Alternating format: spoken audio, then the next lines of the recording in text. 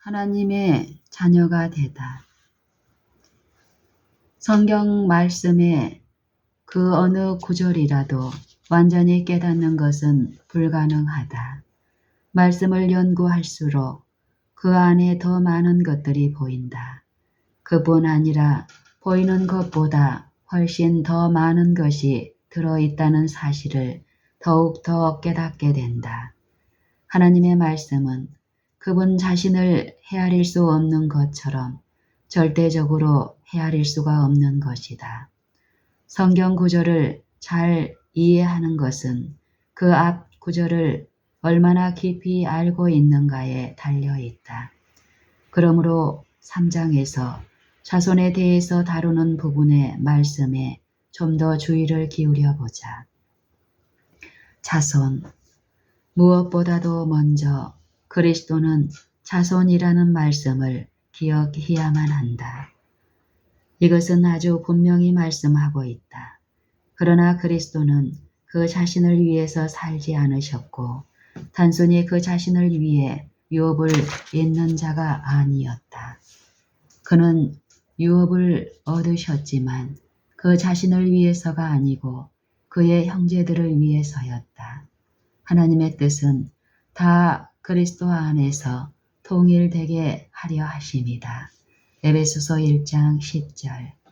그러므로 그는 마지막에 가서는 모든 분열의 끝을 내리게 하실 것이며 그를 영접하는 모든 사람 안에 지금 이 일을 행하고 계신다.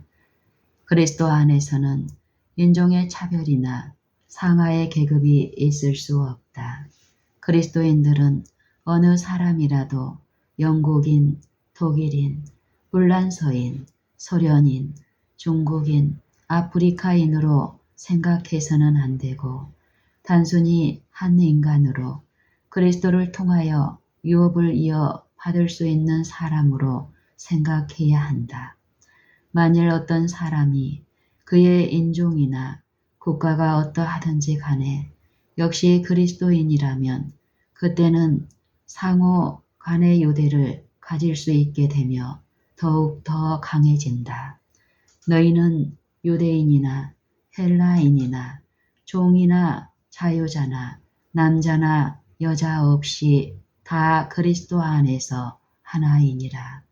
이러한 이유 때문에 그리스도인이 전쟁에 참여할 수가 없는 것이다. 그리스도인에게는 국적의 차별이 없고 모든 사람을 그의 형제로 생각한다. 그리스도인이 전쟁에 참여할 수 없는 주 원인은 이제 그리스도와 하나가 되었으므로 그리스도의 생명이 그의 생명이 되었기 때문이다. 그리스도께서 자기 방어를 하기 위하여 칼을 들고 휘두르실 수 없는 것처럼 그는 싸움을 할 수가 없을 것이며 그리스도께서 그 자신을 대항하여 싸우실 수 없는 것처럼 두 그리스도인은 서로 상대방을 대항하여 싸움을 할 수가 없다. 그러나 지금은 전쟁에 대해서 말하는 것이 아니고 그리스도 안에서 신자들의 완전한 연합에 대해서 말하고 있다. 그들은 하나이다. 그러므로 단 하나의 자손밖에 없고 그 자손은 그리스도이다. 아무리 수백만의 참된 신자들이 있다고 하더라도 그들은 그리스도의 개성의 한 단면을 나타내는 데 불과하다. 인간의 몸은 많은 지체를 가지고 있으며 모든 지체는 다 같은 일을 하지 않고 그 개성이 다르지만 건강한 신체는 그 모두 완전한 연합과 조화를 이루고 있다. 새 사람으로 옷 입고 그를 창조하신 분의 형상을 따라 지식에까지 새롭게 함을 받은 자들에게는 헬라인과 유대인이나 할례당과 무할례당이나 야인이나 수구디아인이나 종이나 자유인이 분별이 있을 수 없나니 오직 그리스도는 만유시요 만유 안에 계시니라. 골로새서 3장 11절. 추수. 그리스도께서 알곡과 가라지의 비유를 설명하면서 좋은 씨는 천국의 아들들이요 라고 말씀하셨다. 마태복음 13장 38절. 농부는 어렸을 때에는 알곡과 가라지를 구별하기가 매우 어렵고 잘못하면 알곡을 망치는 수가 있기 때문에 가라지를 알곡에서 뽑아내는 것을 허용하지 않는다. 그러므로 둘 다 추수 때까지 함께 자라게 두어라. 추수 때에 내가 추수꾼들에게 말하기를 가라지는 먼저 거두어 불사르게 단으로 묶고 곡식을 모아 내 곡간에 넣으라 하리라 고 말씀하셨다. 곡식은 추수기에 거둔다. 그것은 누구나 다 안다. 그러나 이 비유에서 특별히 말하는 것은 추수 때에 알곡이 완전히 드러난다는 것이다. 한마디로 말하면 알곡은 추수 때까지 이른다는 것이다. 추수만이 알곡, 곧 자손, 즉 씨가 완전히 드러나고 있기를 기다린다. 이 추수 때는 세상 끝이다.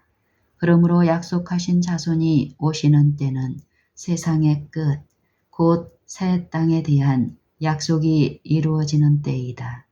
사실 자손은 그 전에 온다고 결코 말할 수가 없다.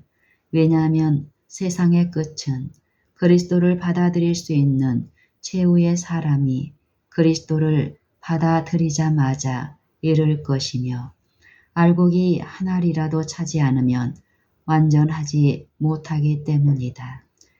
이제 갈라디아서 3장 19절에 율법은 약속하신 자손이 오시기까지 있을 것으로 범법함을 인하여 더한 것이라는 말씀을 읽어보자. 여기에서 우리는 무엇을 할 수 있는가? 곧 신의 산에서 주신 율법은 하나의 글자도 변경함이 없이 온 복음을 이루며 또 그리스도의 재림시까지 세상 끝까지 복음 안에서 전파되어야 한다는 것이다. 천지가 없어지기 전에는 율법의 1.1획이라도 반드시 없어지지 아니하고 다 이루리라. 그러면 천지가 없어지고 새 하늘과 새 땅이 오는 때는 언제인가? 그 때에는 죄인들을 가르치고 그들의 죄과를 고하는 자들에게 책에 쓰여진 율법이 필요하지 않을 것인데 이는 율법을 그들의 마음속에 두었기 때문이다. 히브리서 8장 10절 11절 참조. 그러면 율법이 없어지는 것인가? 결코 그럴 수가 없다. 율법이 모든 사람의 마음에 지을 수 없게 새겨져 있으며 이것은 잉크로 쓰지 않고 살아계신 하나님의 영으로 새긴 것이다. 자손에 대한 진리와 가라지와 알곡의 비유를 마음에 두고 우리의 연구를 계속해 나가자. 갈라디아서 4장 본문. 내가 또 말하노니 유업을 이을 자가 모든 것의 주인이나 어렸을 동안에는 종과 다름이 없어서 그 아버지의 정한 때까지 후견인과 청지기 아래에 있나니 이와 같이 우리도 어렸을 때에 이 세상 초등학문 아래에 있어서 종노릇하였더니 때가 참에 하나님이 그 아들을 보내사 여자에게서 나게 하시고 율법 아래 나게 하신 것은 율법 아래 있는 자들을 속량하시고 우리로 하여금 아들의 명분을 얻게 하려 하심이라. 너희가 아들인고로 하나님이 그 아들의 영을 우리 마음 가운데 보내사 아바 아버지라 부르게 하셨느니라. 그러므로 네가 이후로는 종이 아니요 아들이니 아들이면 하나님으로 말미암아 유업을 이을 자니라. 그러나 너희가 그 때에는 하나님을 알지 못하여 본질상 하나님이 아닌 자들에게 종노릇하였더니 이제는 너희가 하나님을 알 뿐더러 하나님의 아신 바 되었거늘 어찌하여 다시 약하고 천한 초등학문으로 돌아가서 다시 저희에게 종노릇 하려 하느냐. 너희는 날과 달과 절기와 해를 삼가 지키니 내가 너희를 위하여 수고한 것이 헛될까 두려워하노라. 형제들아, 내가 너희와 같이 되었은즉 너희도 나와 같이 되기를 구하노라. 너희가 내게 해롭게 하지 아니하였느니라. 내가 처음에 육체의 약함을 인하여 너희에게 복음을 전한 것을 너희가 아는 바라. 너희를 시험하는 것이 내 육체에 있으되 이것을 너희가 업신여기지도 아니하며 버리지도 아니하고 오직 나를 하나님의 천사와 같이 또는 그리스도 예수와 같이 영접하였도다. 너희의 복이 지금 어디 있느냐? 내가 너희에게 증거하노니 너희가 할 수만 있었다면 너희의 눈이라도 빼어 나를 주었으리라. 그런즉 내가 너희에게 참된 말을 함으로 원수가 되었느냐? 저희가 너희를 대하여 열심내는 것이 좋은 뜻이 아니요 오직 너희를 이간 붙여 너희로 저희를 대하여 열심내게 하려 함이라. 좋은 일에 대하여 열심으로 사모함을 받음은 내가 너희를 대하였을 때뿐 아니라 언제든지 좋으니라. 나의 자녀들아, 너희 속에 그리스도의 형상이 이르기까지 다시 너희를 위하여 해산하는 수고를 하노니 내가 이제라도 너희와 함께 있어 내 음성을 변하려 함은 너희를 대하여 의심이 있음이라. 내게 말하라. 율법 아래 있고자 하는 자들아, 율법을 듣지 못하였느냐? 기록된 바 아브라함이 두 아들이 있으니 하나는 계집종에게서 나고 하나는 자유하는 여자에게서 났다 하였으나 계집종에게서는 육체를 따라 낳고 자유하는 여자에게서는 약속으로 말미암았느니라. 이것은 비유니 이 여자들은 두 언약이라. 하나는 신의 산으로부터 종을 낳은 자니 곧 하가라. 이 하가는 아라비아에 있는 신의 산으로 지금 있는 예루살렘과 같은 데니 저가 그 자녀들로 더불어 종노릇하고 오직 위에 있는 예루살렘은 자유자니 곧 우리 어머니라. 기록된 바 잉태치 못한 자여 즐거워하라. 그렇지 못한 자여 소리질러 외치라. 이는 홀로 사는 자의 자녀가 남편 있는 자의 자녀보다 많음이라. 하였으니 형제들아, 너희는 이삭과 같이 약속의 자녀라. 그러나 그때에 육체를 따라 난 자가 성령을 따라 난 자를 핍박한 것 같이 이제도 그러하도다. 그러나 성경이 무엇을 말하느냐? 계집종과 그 아들을 내어 쫓으라. 계집종의 아들이 자유하는 여자의 아들로 더불어 유업을 얻지 못하리라 하였느니라. 그런즉 형제들아, 우리는 계집종의 자녀가 아니요 자유하는 여자의 자녀니라. 갈라디아서 4장 본문. 하나님의 보낸 사자. 하나님의 보내신 이는 하나님의 말씀을 하나니. 요한복음 3장 34절. 사도 바울은 하나님과 주 예수 그리스도의 보내심을 받았으므로 그 자신의 말을 하지 않았다. 하나님의 보내신 사자로서 하나님의 기별을 전하였고 사람의 기별을 전하지 않았다. 그가 하는 일은 자신의 일이나 어느 다른 사람의 일이 아니었고 하나님의 일이었으며 그는 한낱 하나님의 영광스러운 은혜의 복음을 전하는 수단으로 선택받은 도구요 토기 그릇에 불과할 뿐이었다.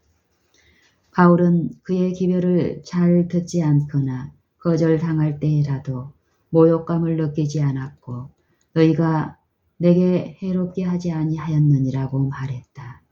갈라디아인들에게 자신이 원하여 한 수고를 많은 시간과 그 시간의 낭비인 것처럼 생각하여 후회하지 않고 오히려 그의 수고가 헛되지 않도록 그들을 몹시 걱정하였다. 여호와여, 영광을 우리에게 돌리지 마옵소서. 우리에게 돌리지 마옵소서. 오직 주의 인자하심과 진실하심을 인하여 주의 이름에 돌리소서. 라고 마음에서 우러나오는 말을 할 수 있는 사람은 그의 기별이 받아들여지지 않는다고 하더라도 개인적으로 마음이 상할 수가 없다. 시편 115편 1절. 그의 가르침이 무시와 멸시를 당하거나 거절을 당할 때에 분노를 느끼거나 화를 내는 자는 그가 전하고 있는 것은 하나님의 말씀이라는 사실을 잊어버렸거나 그렇지 않으면 하나님의 말씀에 자신의 말을 섞어서 전했거나 하나님의 말씀 대신에 자신의 말을 전했다는 것을 나타낸다. 이러한 가르침이 명목상의 기독교 교회를 부끄럽게 만든 모든 핍박으로 이끌었던 것이다. 사람들이 일이나 거짓된 일을 말하면서 제자들을 이끌어 내어 그들을 따르게 하였으며 그들의 말과 간섭을 듣지 않았을 때에는 분노하여 소위 이단이라고 불리운 자들에게 안가품을 하였다. 어느 시대에나 하나님의 계명을 순종하지 않는 것에 핍박을 하지 않고 오직 인간의 관습과 전설을 등한시한 것을 핍박하였었다. 선한 일에 열심하는 것은 위대한 일이지만 그 열심이 하나님의 지식에 따르도록 해야 한다. 열심한 자들은 자주 내가 누구의 종인가 하고 스스로 물어봐야 할 것이다. 만일 하나님의 종이라면 하나님께서 그에게 주신 기별을 전하는 것으로 만족하고 복수는 하나님께 맡길 것이다. 연약함 중에 능력이 내가 처음에 육체의 약함을 인하여 너희에게 복음을 전한 것을 너희가 아는 바라.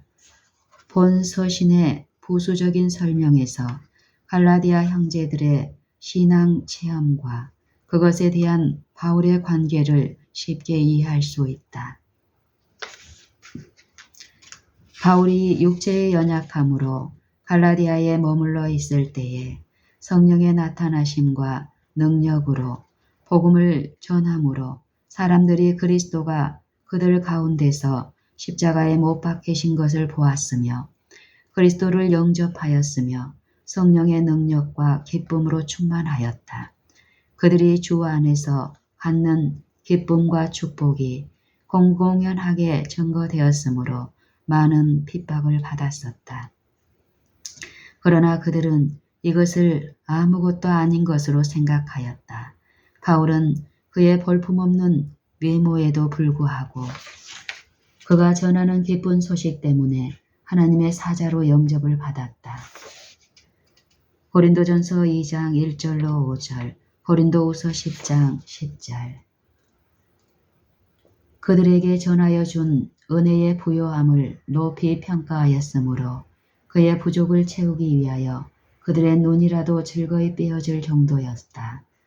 이 모든 것을 언급한 것은 갈라디아 형제들이 그들의 현재의 상태를 살필 때에 어디에서 떨어졌는가를 보도록 하기 위함에서 사도가 사역 없이 그들을 염려하고 있다는 것을 알도록 하기 위함이었다. 전에 그들에게 진리를 전했을 때에 그들은 그 진리를 즐거워하였다.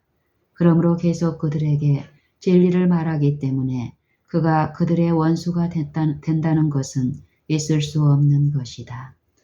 그러나 이와 같이 개인적인 일을 언급한 말 속에는 많은 의미가 들어있다. 바울이 그의 병과 그가 힘써 일하면서 당했던 큰 불편을 언급했을 때에 개인적인 동정에 호소하고 있다고 생각해서는 안 된다. 결코 그렇지 않다. 한순간이라도 그가 서신을 쓰고 있는 목적에 곧 육은 무익하고 모든 선한 것은 하나님의 성령으로부터 온다는 것을 가르쳐 주기를 잊지 않았다. 갈라디아 형제들은 성령으로 시작하였다. 바울은 키가 작고 몸이 약했으며 그들을 처음 만났을 때에 특별한 병을 앓고 있었다. 그렇지만 그가 거의 완전히 무력한 상태에 있었는데도 눈에 보이지는 않지만 그와 실제로 함께하는 자가 있다는 것을 누구나 볼 수 있는 그와 같은 큰 능력으로 복음을 전파하였었다. 복음은 사람의 것이 아니고 하나님의 것이다. 육신에 의하여 이 복음이 그들에게 전해진 것이 아니므로 그들이 받은 축복들은 육신에 빚지지 아니했다. 하나님의 능력만이 시작할 수 있는 일을 자신들의 노력으로 완성하려고 생각하는 것은 얼마나 눈이 멀었으며 어리석은 일인가. 우리는 여기에서 한 가지 교훈을 배웠다. 복은 어디에 있는가? 주님과 교제해본 사람은 누구나 그를 영접할 때에 기쁨이 있다는 것을 안다. 새로 개심한 사람은 밝은 얼굴을 하고 기쁜 간증을 하려고 언제나 기다리고 있다. 갈라디아 형제들에게도 이와 마찬가지였었다. 그러나 지금 그들의 감사의 말은 말다툼과 싸움으로 바뀌었다. 갈라디아서 5장 15절 참조. 나이 많은 그리스도인들이 젊은 개신자들 같이 많은 열심을 낼 것을 기대하지 않는 것은 이상한 일이지 않는가. 처음에 가졌던 기쁨과 첫 사랑의 따뜻함이 점점 사라진다는 것을 당연한 일로 생각하는 것은 이상한 일이지 않는가. 그렇다 하더라도 그래서는 아니 될 것이다. 하나님이 그 백성을 책망하시는 것은 그들이 처음 사랑을 버렸다는 것이다. 계시록 2장 4절 참조. 의인의 길은 돋는 햇볕 같아서 점점 빛나서 원만한 광명에 이르거니와. 잠언 4장 18절. 이것이 의인의 길이며 그리고 의인은 믿음으로 사는 자들이라는 것을 주목하라. 믿음을 떠나거나 또는 믿음을 행위로 대체하려고 할 때에 빛은 사라진다. 예수께서 내가 이것을 너희에게 이름은 내 기쁨이 너희 안에 있어 너희 기쁨을 충만하게 하려 함이니라 고 말씀하셨다. 요한복음 15장 11절.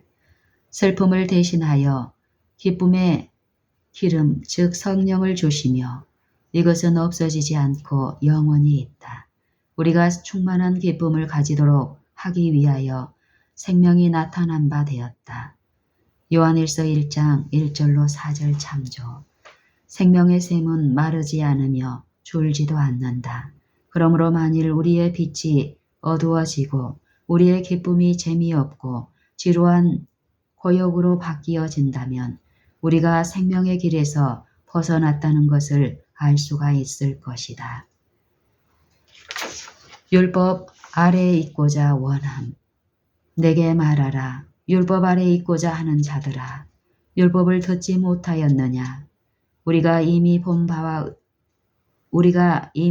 바에 의하면 율법 아래에 있다는 것이 그토록 비참한 상태가 될 수 없다는 것에 이의를 제기할 사람은 없을 것이다. 그렇지 않으면 갈라디아 형제들이 그 아래에 있기를 원하지 않을 것이다. 어떤 길은 사람의 보기에 바르나 필경은 사망의 길이니라. 잠언 16장 25절. 곧바로 사망으로 인도하는 길을 사랑하고 있을 사람들이 얼마나 많이 있는가. 그 길을 가는 사람들 외에는 누구나 이 길을 알 수 있다. 이렇듯 사람들은 그들의 행로의 종말을 똑똑히 볼 수 있음에도 그 길 가기를 계속 고집하여 의에 장구한 날보다는 고의로 잠시 제약의 낙을 누리는 것을 선택한다. 하나님의 율법 아래 있는 것은 그 율법에 의하여 쇠사슬을 차고 죽음의 선고를 받은 죄인으로 정죄받은 것을 의미하는데도 갈라디아인들 외에도 수백만의 사람들이 이 길을 사랑했으며 여전히 사랑하고 있다. 아, 그 길이 말하는 소리를 들을 수 있으면 얼마나 좋겠는가. 그 소리를 듣지 못할 이유가 없다. 왜냐하면 그것은 내성 병력 같은 소리로 말하기 때문이다. 귀 있는 자는 들으라. 성경이 무엇을 말하느냐? 율법, 즉 성경은 말하기를 계집종과 그 아들을 내어 쫓으라. 계집종의 아들이 자유하는 여자의 아들로 더불어 유업을 얻지 못하리라고 하였다. 율법은 초계 같은 세상 일을 즐기는 모든 사람들에게 사망을 선고하고 있다. 누구든지 율법책에 기록된 대로 온갖 일을 항상 행하지 아니하는 자는 저주 아래 있는 자라. 악한 종은 어느 곳으로 내쫓김을 받는가? 바깥 어두운 데 쫓겨나 거기서 울며 이를 갈미 있으리라. 만군의 여호와가 이르노라. 보라, 극렬한 풀무불 같은 날이 이르리니 교만한 자와 악을 행하는 자는 다 초계 같을 것이라. 그 이르는 날이 그들을 살라 그 뿌리와 가지를 남기지 아니할 것이로되. 그러므로 너희는 내가 호렙에서 온 이스라엘을 위하여 내 종 모세에게 명한 법, 곧 율례와 법도를 기억하라. 말라기 4장 1절 4절. 율법 아래 있는 자들은 유대인이나 이방인이나 기독교인이나 해교도이건 간에 모두 사단의 속박, 즉 범법과 죄의 속박 아래에 있으므로 내쫓김을 받아야 할 것이다. 죄를 범하는 자마다 죄의 종이라. 종은 영원히 집에 거하지 못하되 아들은 영원히 거하나니. 요한복음 8장 34절 35절. 그러므로 아들의 명분을 얻게 하신 하나님께 감사하자. 두 아들. 이 거짓 교사들은 갈라디아 형제들에게 진심으로 그리스도를 믿는 믿음에서 떠나서 그들 자신의 행위를 신뢰함으로 아브라함의 자녀가 되고 그렇게 함으로 약속의 후사들이 될 것이라고 가르치고자 하였다. 그들은 아브라함에게 두 아들이 있었던 것을 잊었다. 내 자신도 아브라함에게 한 명 이상의 아들이 있었다는 것을 모르는 어떤 유대인과 이야기를 나눈 적이 있었다. 육신을 따라 아브라함의 자손이 되며 약속된 유업을 보충받기에 충분하다고 생각하는 많은 그리스도인이 있다. 육신을 따라 아브라함의 자손이 되면 약속의 유업을 보증받기에 충분하다고 생각하는 많은 그리스도인이 있다. 육신의 자녀가 하나님의 자녀가 아니라 오직 약속의 자녀가 씨로 여기심을 받느니라. 로마서 9장 8절. 아브라함의 두 아들 중에 하나는 육신을 따라 태어났으며 다른 하나는 약속을 따라 성령으로 태어났다. 믿음으로 사라 자신도 나이 늙어 단산하였으나 잉태하는 힘을 얻었으니 이는 약속하신 일을 미쁘신 줄 알미라. 히브리서 11장 11절. 이 같은 하갈은 애굽인 계집종이었다. 계집종의 자녀들은 아버지가 자유인이라 할지라도 언제나 종이 된다. 그러므로 하갈은 종이 되는 자녀들만을 낳을 수 있을 뿐이었다. 그러나 이스마엘이 태어나기 오래전에 그의 종 엘리에셀이 후사가 되기를 원했던 아브라함에게 하나님이 분명히 말씀하시기를 그에게 약속하신 후사는 아무리 그의 집에서 태어난다 할지라도 종은 후사가 될 수 없으며 오직 자유하는 여자에게서 태어난 아들이어야 한다고 하셨다. 하나님은 하늘나라에 종들을 두지 아니하신다. 이 여자들은 두 언약이라. 두 언약은 어떠한 것인가? 두 여자, 곧 하갈과 사라이다. 하갈은 신의 산으로부터 종을 낳은 자이다. 이것은 마치 하갈이 종 외에는 다른 아이들을 낳을 수 없는 것과 같이 하나님의 신의 산에서 선포하신 율법은 자유한 사람을 낳을 수 없다. 율법은 다만 종으로 만드는 일 위에 아무것도 할 수 없다. 율법은 진노를 이루게 하나니 율법으로는 죄를 깨달음이니라. 신의 산에서 한 언약이 이와 같은 것이다. 왜냐하면 이 언약은 단지 사람들이 율법을 지키겠다고 한 약속으로 이루어진 것이므로 율법 자체가 가진 것 이상으로 그들을 자유롭게 만드는 능력, 즉 그들이 이미 종으로 있었을 때에 가졌던 것 이상의 능력이 없었다. 오히려 율법은 종을 낳은 자이다. 그들이 언약을 한 것은 단순히 그들 자신의 행위로 의롭게 되겠다고 한 약속에 불과한 것이었으나 인간 자신에게는 그 언약을 이행할 만한 아무런 능력이 없다. 이런 상황을 생각해보자. 사람들이 죄의 속박 하에 있었다. 그들에게는 그들을 묶고 있는 쇠사슬을 깨뜨리고 나올 아무런 능력이 없었다. 그러나 율법의 선포는 그들의 처지에 어떤 변화를 주지 않았다. 어떤 새로운 면이 소개되지 않았다. 예를 들면 어떤 사람이 범죄로 감옥에 있다고 하면 법조문을 그들에게 읽어주므로 감옥에서 풀려 나오게 할 수가 없다. 그를 그곳에 집어넣은 것은 법이었으므로 그에게 그 법을 읽어주는 것은 오직 그의 감금을 더욱 중하게 해줄 뿐이다. 그러면 하나님 자신이 그들을 종이 되도록 이끌었는가? 결코 아니다.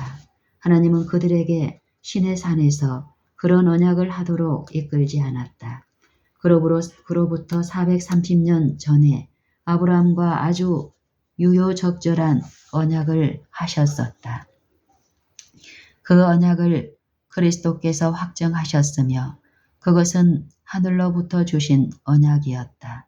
요한복음 8장 23절 참조. 그 언약은 의를 하나님의 거저 주시는 선물로서 오직 믿음으로 받을 것이었다. 그 언약은 의를 하나님의 거저 주시는 선물로서 오직 믿음으로 받을 것이었다. 이 언약은 모든 민족에게 다 주셨다. 이스라엘의 자손을 애굽의 속박에서 구원하실 때에 행하셨던 모든 이적들은 오직 우리와 그들을 죄의 속박에서 구원하신 하나님의 능력을 과시하는 것에 불과했다. 그렇다. 애굽으로부터의 구원은 그 자체가 그들을 죄의 속박에서 인도해 내시는 하나님의 능력의 과시일 뿐만 아니라 그들을 죄의 속박에서 구원해 내시려는 그의 간절한 소망의 표현이기도 하였다. 신의 산에서 한 언약은 인간을 속박한다. 왜냐하면 하갈은 신의 산에서 한 언약으로서 애굽인이었기 때문이다. 그러므로 이스라엘 백성이 신의 산에 이르렀을 때에 하나님은 단순히 이미 한 언약을 그들에게 언급하여 이렇게 말씀하셨다. 세계가 다 내게 속하였나니 너희가 내 말을 잘 듣고 내 언약을 지키면 너희는 열국 중에서 내 소유가 되겠고. 출애굽기 15장 5절, 출애굽기 19장 5절. 어떤 언약을 언급하고 있는가? 두말할 나위 없이 이미 존재하고 있는 언약으로서 아브라함과 맺은 언약이었다. 만일 그들이 단순히 하나님의 언약, 곧 하나님의 약속을 지키면, 즉 믿음을 지키면 하나님의 특별한 소유가 될 것이었다. 왜냐하면 하나님은 온 세계의 소유자로서 그가 약속한 모든 것을 그들에게 이행하실 수 있었다. 그들이 자신만만하여 성급하게 책임을 진 사실로서 하나님의 그들을 그 언약을 성취하도록 인도하셨다는 말은 적합하지 않다.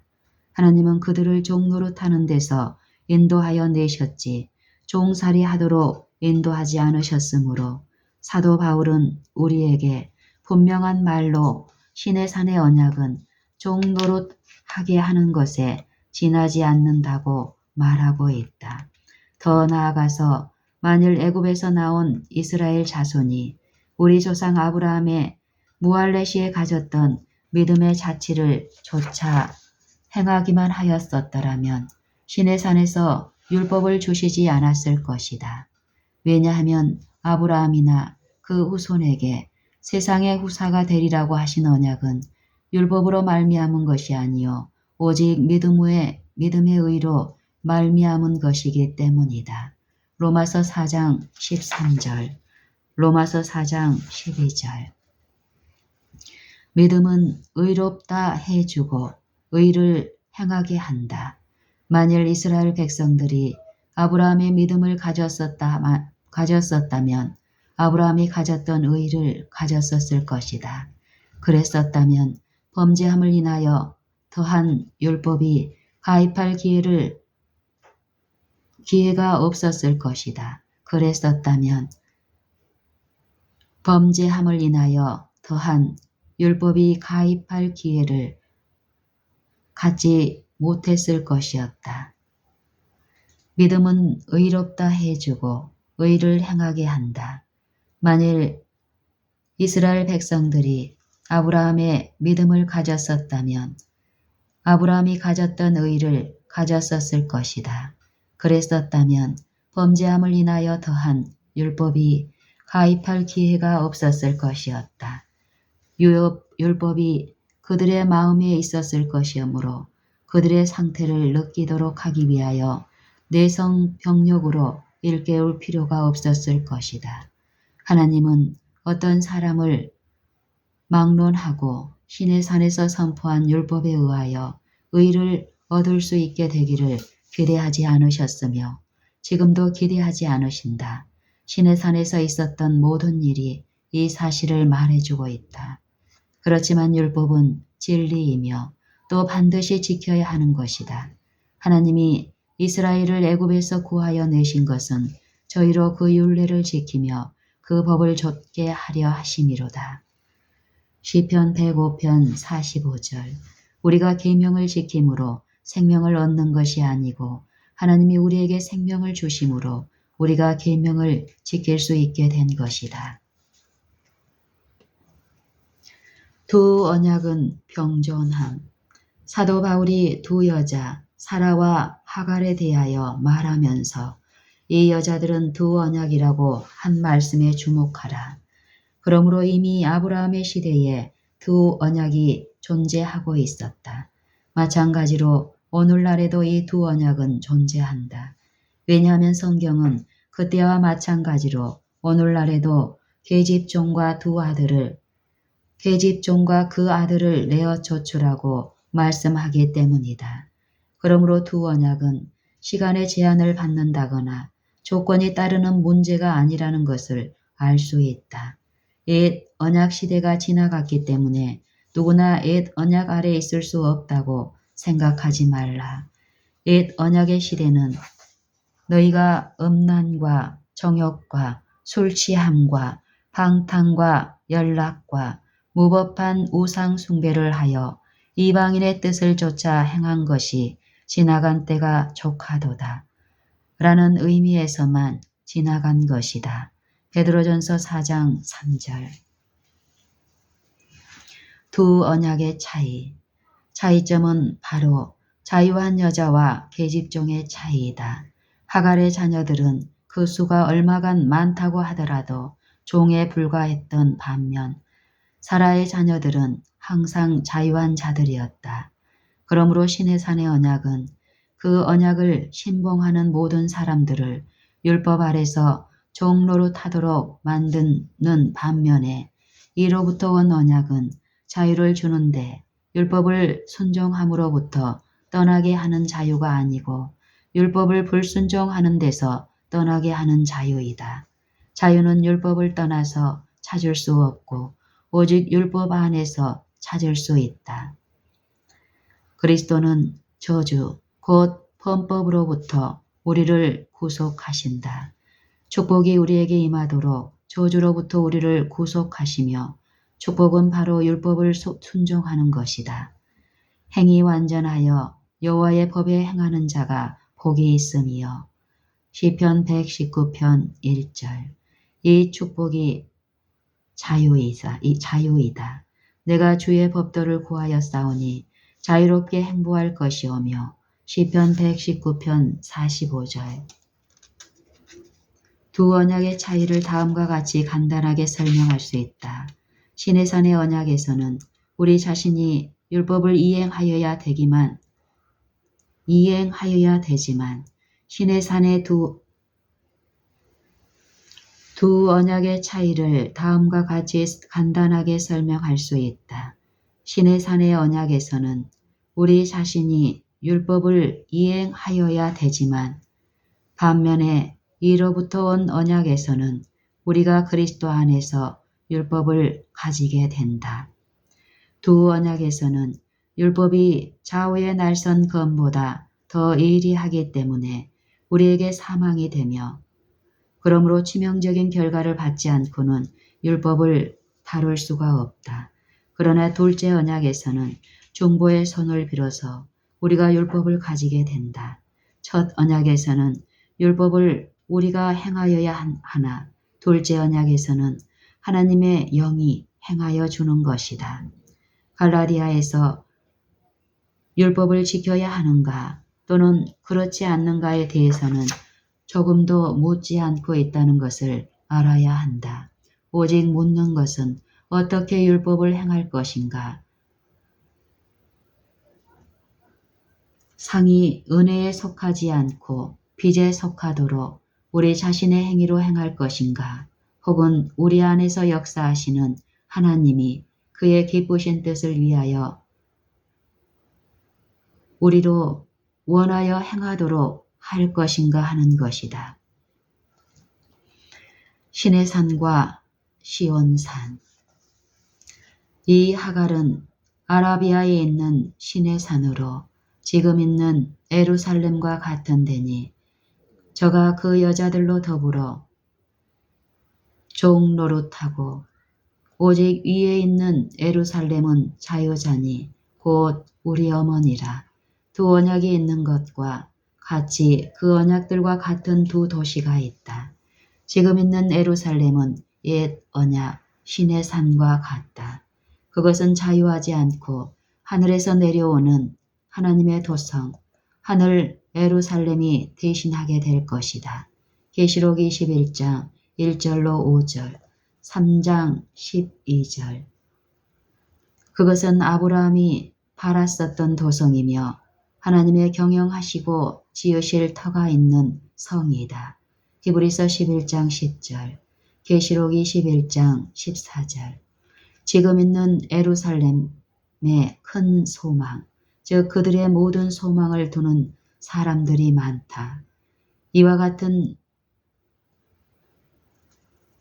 같은 수건이 구약을 읽을 때에 벗어지지 아니하고 남아있다. 고린도후서 3장 14절. 그들은 실은 구원을 얻기 위하여 신의 산과 옛 언약을 바라보고 있으나 거기서는 구원을 찾을 수 없다.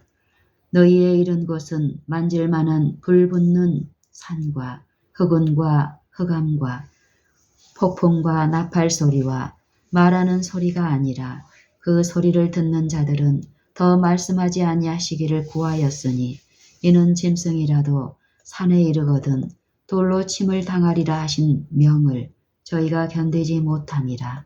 그 보이는 바가 이렇듯이 무섭기로 모세도 이르되 내가 심히 두렵고 떨린다 하였으나 그러나 너희가 이른 곳은 시온산과 살아계신 하나님의 도성인 하늘의 예루살렘과 천만 천사와 하늘에 기록한 장자들의 총회와 교회와 만민의 심판자이신 하나님과 및 온전케 된 의인의 영들과 새 언약의 중보이신 예수와 및 아벨의 피보다 더 낫게 말하는 뿌린 피니라. 히브리서 12장 18절로 24절. 축복을 받기 위하여 지금 있는 예루살렘을 바라보는 자들은 종노릇을 하기 위하여 옛 언약, 신의 산을 바라보고 있는 것이다. 새 예루살렘으로 얼굴을 향하고 예배드리고 오직 그곳으로부터 축복을 기대하는 자들은 누구나 자유자가 되기 위하여 새 언약, 시온산을 바라보고 있는 자들이다. 왜냐하면 오직 위에 있는 예루살렘은 자유자이기 때문이다. 무엇으로부터 자유하게 하는가? 죄로부터 자유하게 한다. 그것은 우리의 어머니이기 때문에 우리를 다시 낳는다. 그러므로 우리 역시 죄로부터 자유하게 된다. 율법으로부터 자유하게 하는가? 물론 그렇다. 왜냐하면 율법이 예수 그리스도 안에 있는 자들을 정죄하지 않기 때문이다. 그러나 하나님 자신이 신의 산에서 그와 같은 두렵고 떨리는 위험 가운데서 선포하신 율법, 곧 하나님의 율법을 지금 발로 짓밟고 있을지도 모른다고 말하는 헛된 말에 속임을 받지 않도록 하라. 시온산에 즉 새 언약의 중보이신 예수와 그의 뿌린 피에 나아올 때에 우리는 죄로부터 즉 범법으로부터 자유하게 된다. 시온산에서의 하나님의 보좌의 기초는 그의 율법이다. 신의 산에서와 마찬가지로 그 보좌로부터 똑같은 번개와 음성과 내성이 나온다. 계시록 4장 5절, 11장 19절. 왜냐하면 똑같은 율법이 거기에 있기 때문이다. 그러나 그것은 은혜의 보좌이므로 내성 병력에도 불구하고 우리는 담대하게 그 보좌에 나아가 속죄소에 앉아 계시고 만민의 심판자이신 하나님으로부터 자비를 받을 것을 확신한다. 아니다. 더욱더 필요한 때에 돕는 은혜, 즉 죄의 유혹의 시간에 우리를 돕는 은혜를 받을 것이다. 보좌 가운데로부터 죽임을 당한 어린 양으로부터 생명수의 강이 흘러나와 그리스도의 마음으로부터 생명의 성령의 법을 우리에게 가져다 준다. 계시록 5장 6절. 우리는 그것을 마시고 그 가운데 잠김으로 모든 죄로부터 씻음을 받는다. 그러면 왜 주님께서는 율법을 생명으로 받을 수 있었던 시온산으로 직접 이스라엘 백성을 데리고 가시지 않고 오직 죽음만이 있었던 신의 산으로 데리고 가셨는가? 이 질문은 매우 당연한 질문이며 또 쉽게 대답할 수 있는 질문이다. 그것은 그들의 불신 때문이었다. 하나님이 이스라엘을 애굽에서 이끌어내셨을 때에 그들을 가능한 한 시온산으로 직접 데리고 가는 것이 하나님의 뜻이었다. 이스라엘 백성이 홍해를 건넸을 때에 영감받은 노래를 불렀는데 그 일부를 보면 이렇다. 주께서 그 구속하신 백성을 은혜로 인도하시되 주의 힘으로 그들의 주의 성결한 처소에 들어가게 하시나이다. 주께서 백성을 인도하사 그들을 주의 기업의 산에 심으시리이다. 여호와여 이는 주의 처소를 삼으시려고 예비한 것이라. 주여 이것이 주의 손으로 세우신 성소로소이다. 출애굽기 15장 13절 17절. 만일 그들이 계속하여 노래를 불렀더라면 곧 시온산에 이르렀을 것이었다. 왜냐하면 주의 구속받은 자들은 노래하며 시온에 이르며 영원한 기쁨이 그들의 머리 위에 있기 때문이다. 이사야 35장 10절 51장 11절. 홍해가 갈라진 것이 이것을 증거한다. 그러나 그들은 곧 주님을 잊어버리고 불신 가운데서 불평하였다. 그러므로 율법이 범법함을 인하여 더한 것이 되었다. 그들이 시온산 대신에 시내산에 온 것은 그들 자신의 잘못, 즉 그들의 죄와 불신 때문이었다. 그럴지라도 하나님은 그의 신실하심을 증거하시거니와 내버려 두시지 않는다. 시내산에서도 우리가 시온산에 왔을 때에 만난 같은 중보자 예수의 손에 율법이 있었다. 시내산인 호렙산의 반석으로부터 물이 흘러나왔으며 그 물은 그리스도의 심장에서 흘러나온 생명수였다. 출애굽기 17장 6절, 고린도전서 10장 4절 참조. 거기에서 그들은 시온산의 그림자뿐 아니라 실체를 가졌었다. 거기에서 마음이 주님에게로 향했던 사람들은 모두 모세와 같은 그의 가리워지지 않은 영광을 보았을 것이며 그 영광으로 변화를 받고 정죄의 역사 대신에 의의 역사를 발견하였을 것이다. 그의 의가 영원히 있도다. 그러므로 율법의 내성과 번개가 나오는 진노의 구름 위에라도 의의 태양의 영광스러운 얼굴이 빛나며 약속의 무지개가 생긴다. 아들은 영원히 거하나니 계집종과 그 아들을 내어 쫓으라. 계집종과 아들이 자유하는 여자의 아들로 더불어 유업을 얻지 못하리라. 종은 영원히 집에 거하지 못하되 아들은 영원히 거하나니. 요한복음 8장 35절. 여기에 모든 사람을 위한 위로가 있다. 우리들은 죄인들이거나 또는 기껏해 봐야 그리스도인이 되려고 애쓰는 죄인들이므로 우리가 종 노릇하고 있다는 것을 깨달을 때에, 다시 말하면 죄가 우리를 지배하고 우리는 악한 습관의 쇠사슬에 묶여 있다는 것을 깨달을 때에 이 말씀을 보면 두려워하여 떤다. 주님에게 말씀하실 때에, 주님께서 말씀하실 때에 두려워하지 않는 것을 배워야 한다. 왜냐하면 내성의 음성이라고 할지라도 평화를 말씀하시기 때문이다. 그 음성이 위험이 있으면 있을수록 그가 주시는 평화는 더욱더 크기 때문이다. 담대하라. 계집종의 아들은 육신이며 그 육신의 행위이다. 계집종의 아들은 육신이며 그 육신의 행위이다. 혈과 육은 하나님 나라를 유업으로 받을 수 없고 또한 썩은 것은 썩지 아니한 것을 유업으로 받지 못하느니라. 고린도전서 15장 50절. 혈과 육은 하나님 나라를 유업으로 받을 수 없고 또한 썩은 것은 썩지 아니한 것을 유업으로 받지 못하느니라. 고린도전서 15장 50절.